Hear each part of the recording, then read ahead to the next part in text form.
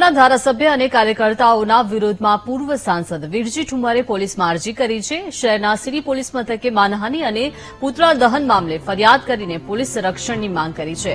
પ્રધાનમંત્રી નરેન્દ્ર મોદી વિરુદ્ધ ભાષણ કરતા વીરજી ઠુમ્મર સામે ભાજપે વિરોધ કર્યો હતો, જેને લઈને હવે વીરજી ઠુમ્મર પણ બદનક્ષીની ફરિયાદ સાથે પોલીસની અરજી કરી છે.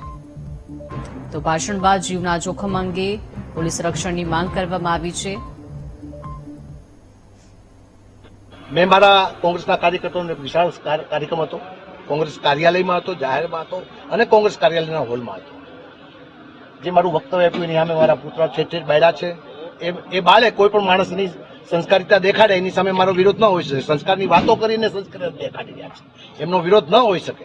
પરંતુ મારી ઉપર ગઈકાલે ફરિયાદ પણ દાખલ કરી છે અને જે ફરિયાદ દાખલ કરી છે તે પ્રમાણે મારી ઉપર બદનક્ષી કરી. હું પોતે આવ્યો છું કે મને ચોર કીધો છે, મને લૂંટારો કીધો છે સાંસદે, મને ખેડૂતોના પૈસા હણી જવાળો આપની સરકાર છે.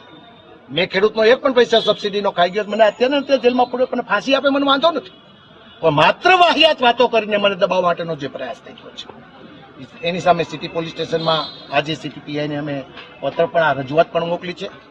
મારી સામે ફરિયાદ નોંધી છે. એ જ ગુના એમની ઉપર દાખલ કરવામાં આવે, બધાના અમે નામ લખ્યા છે. તો અમરેલીમાં ભાજપના ધારાસભ્ય અને કાર્યકર્તાઓના વિરોધમાં પૂર્વ સાંસદ વીરજી ઠુમ્મરે પોલીસમાં અરજી કરી છે. શહેરમાં સિટી પોલીસ મથકે માનહાનિ અને પુતળા દહન મામલે ફરિયાદ કરીને પોલીસ રક્ષણની માંગ કરી છે.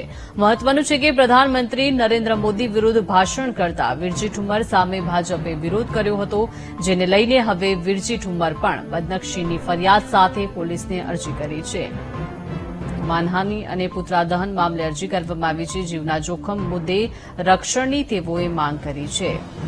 તો ભાજપે વીરજી ઠુમ્મર વિરુદ્ધ વિરોધ કર્યો હતો અને પુતળા દહન કરનારા સામે બદનક્ષીની ફરિયાદ હવે કરવામાં આવી છે. તો પૂર્વ સાંસદ વીરજી ઠુમ્મરની પોલીસમાં અરજી. પ્રધાનમંત્રી નરેન્દ્ર મોદી વિરુદ્ધ ભાષણ મુદ્દે ભાજપે વિરોધ કર્યો હતો.